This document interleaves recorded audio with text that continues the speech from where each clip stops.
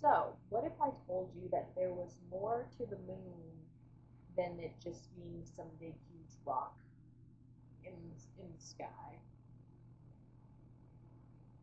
Well, that's why I'm making this video, because there is. So, if you're new here, I'm a shaman. Okay, by all means, I'm not an astrologer. I don't really study, astrology as much as I do shamanism, but I do believe that it is a very important piece to understanding who we are at our authentic form.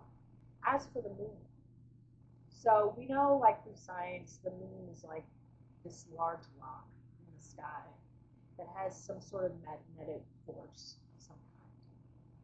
But through my studies and my shamanic journey with discovering what the moon cycles mean, how they might relate to who we are individually as a person, how they might relate to self, and how we can use the energy of the moon to discover more of who we are at our core. So we know the moon has cycles. Some are most familiar with the crescent cycle, as some might call the new moon, and then the full large moon, which some call the full moon, some call the new moon. But what you see in the sky, we can agree on. A crescent, and it starts to get bigger into a full circle, and then it goes back down into a small crescent, and it continues to do that for all of humanity. It's been doing that. But if we're comparing it to the sun has two phases. It rises and it sets. Some believe that it never sets, that it's just we are seeing it at different parts of the world and it stays its large, vibrant self. However, the moon, everyone sees it within that death and rebirth, or death and rebirth of the moon.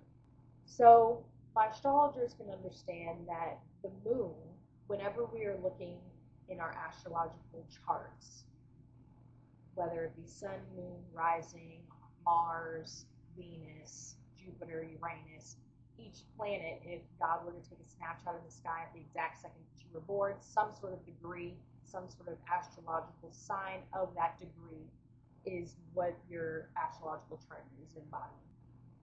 All of that to say is that the moon in astrology and just in general represents our emotional state. Okay, follow me. So astrologers know that your moon sign embodies your emotions. That is how whatever astrological sign your moon is in your chart is how you deal with your emotions internally and with others and how you express it throughout the world. Okay? So, what if I told you that the moon as a whole, how we see it now in its death and rebirth cycle, is an embodiment, is a mirror, is a reflection of an emotional state of humanity? Okay. So, with that being said, the reason why I feel that it is very important to track the moon cycles, or just to follow the new moon and the full moon, knowing and being familiar, looking it up. When is the new moon happening? When is the full moon happening? We have a full moon. It's called the strawberry moon on June 11th or 12th, and usually that energy of the new moon or the full moon is with us a few days before, and it follows us a few days after. So anything that you do can be heightened and used within those few days before, during, and a few days after. With the moon representing emotions, representing death and rebirth, representing, how one can truly see this mirror of an emotional state energetically that we can use to raise our vibration and to essentially access the life of our dreams. Is that the moon cycles in general? The full moon, it's embodying a release.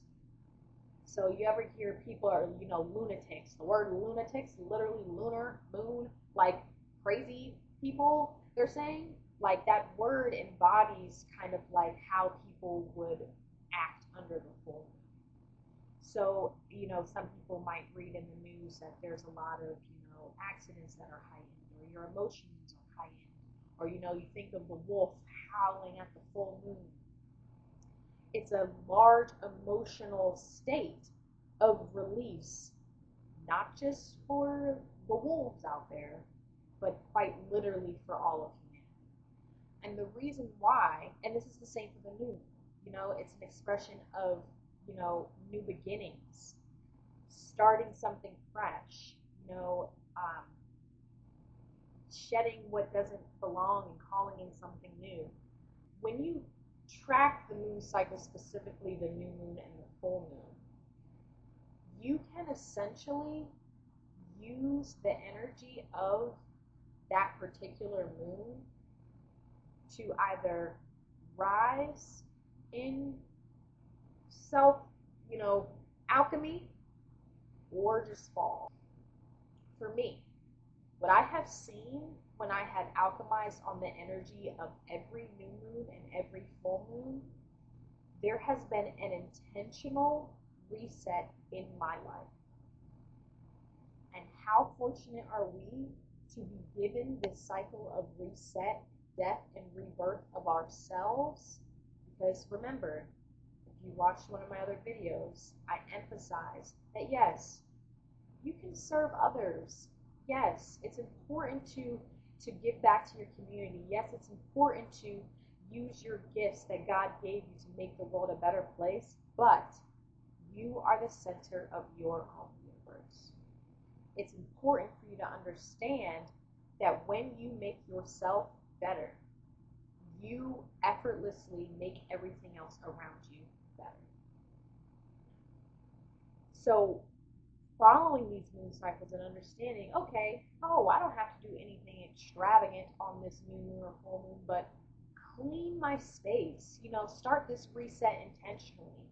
We are fortunate enough to be given from God a 28-day cycle because they also embody the female menstrual rate. Like, God is so intentional, for real. Like, and people who know what the menstrual cycle is, we know it's shedding, it's bleeding, physically, like rebirth, renewal. Those of us who get our menses, our emotions are heightened.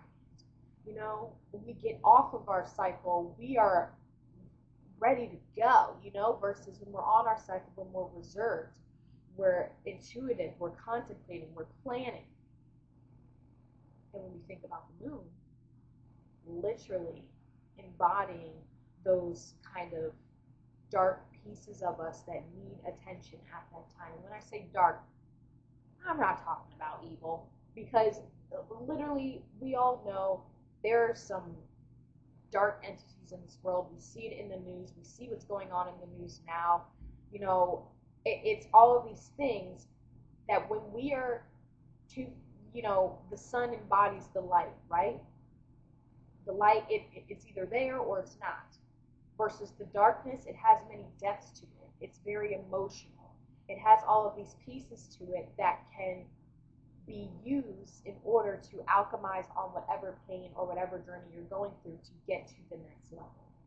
And that is essentially why I track the moon. One time my friend told me, you read the moon. You read the moon. Sure, whatever, if you want to say that. I track the moon cycle so that I can make myself better, literally. So some things that I like to do in the new moon or the full moon is I cleanse my space. I cleanse myself. My dog knows. Taking a bath. It's bath time for me and for him.